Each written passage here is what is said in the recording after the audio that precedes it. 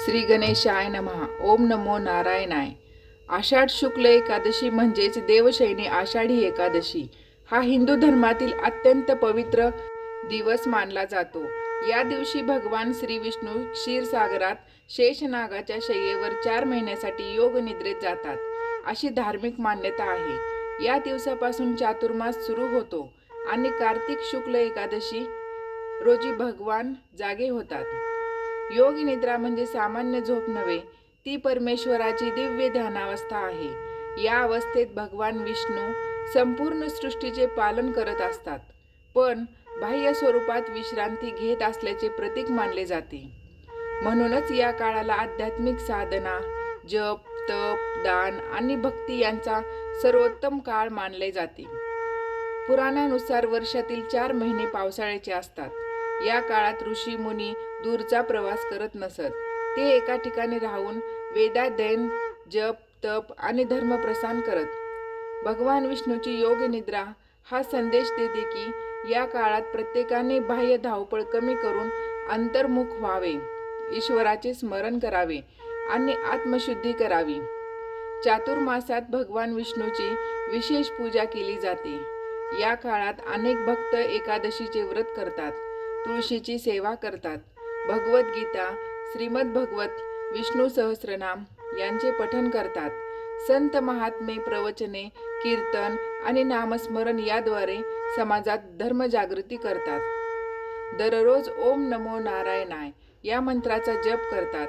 विष्णू सहस्रनाम किंवा भगवद्गीतेचे वाचनही करतात. एकादशीचे व्रत आणि हरिनाम स्मरण, गरजू लोकांना अन्नदान, वस्त्रदान आणि गोसेवा, सात्विक आहार आणि संयमी जीवन. धार्मिक परंपरेनुसार असत्य बोलणे, हिंसा, व्यसन, राग, मत्सर, अपमान, अनैतिक वर्तन आणि निरर्थक वाद टाळावेत. मन, वाणी आणि कर्म यांची शुद्धी राखण्याचा प्रयत्न करावा.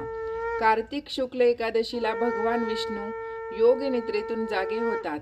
या दिवसाला देव उठणे एकादशी किंवा प्रबोधिनी एकादशी म्हणतात. या दिवसापासून विवाह, गृहप्रवेश आणि इतर शुभ कार्यांना पुन्हा प्रारंभ होतो.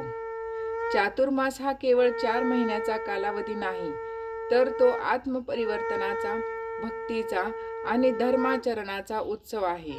भगवान विष्णूची योग निद्रा आपल्याला शिकवते की जीवनात काही काळ अंतर्मुख होऊन ईश्वराशी नाते दृढ करणे आवश्यक आहे. जो भक्त श्रद्धेने या काळात जप, तप, दान आणि नामस्मरण करतो, त्याच्यावर श्रीहरीची विशेष कृपा होते. भगवान श्री विष्णू सांगतात की हे मानव, वर्षभर संसारासाठी धावपळ करतोस, पण या 4 महिन्यात थोडा वेळ माझ्या नामस्मरणासाठी, साधनेसाठी आणि आत्मचिंतनासाठी राख. म्हणूनच चातुर्मास हरिनाम, विठ्ठलनाम, रामनाम आणि कृष्णनामाचा जप विशेष महत्त्वाचा मानला जातो. धर्मग्रंथानुसार या काळात श्रद्धेने केलेले जप, तप, दान, अन्नदान, गोसेवा, तुळशी पूजन, संत सेवा आणि भगवंताचे स्मरण यांचे पुण्य अनेक पटीने वाढते. म्हणून संतांनी चातुर्मासाला भक्तीचा सुवर्ण काळ असे म्हटले आहे. संत ज्ञानेश्वर महाराज सांगतात की भगवंताचे नाम हेच खरे जीवनाचे सार आहे. संत तुकाराम महाराज म्हणतात, विठ्ठल विठ्ठल म्हणत राहा, त्याच नामात सर्व सुख दडलेले आहे. चातुर्मास म्हणजे या संत परंपरेला आचरणात आणण्याची सुवर्ण संधी आहे. जो भक्त चातुर्मासात मनापासून श्री विष्णू, श्री विठ्ठल आणि आपल्या आराध्य देवाचे स्मरण करतो, त्याच्या जीवनात श्रद्धा, संयम, शांती आणि ईश्वर कृपेचा प्रकाश वाढतो. हा काळ केवळ व्रताचा नसून मन, वाणी आणि कर्म शुद्ध करण्याचा पवित्र संकल्पही आहे. एकदा देव ऋषी नारद मुनी वैकुंठात भगवान श्रीविष्णूच्या दर्शनासाठी गेले.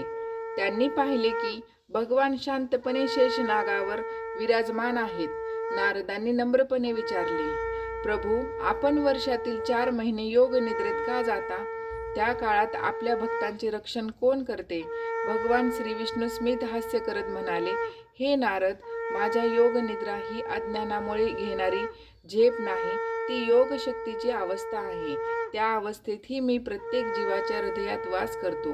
प्रत्येक भक्ताची प्रार्थना मला ऐकू येते आणि त्याचे रक्षण मीच करतो. चातुर्मास हा मानवाला स्वतःमध्ये डोकावण्याचा काळ आहे. जसा शेतकरी पावसाळ्यात बी पेरतो, तसाच भक्त या 4 महिन्यात भक्ती, सेवा आणि नामस्मरणाची बीजे पेरतो. त्याचे फळ त्याला आयुष्यभर मिळते. नारद मुनी पुन्हा म्हणाले, प्रभू, या 4 महिन्यात सर्वात प्रिय भक्त कोण?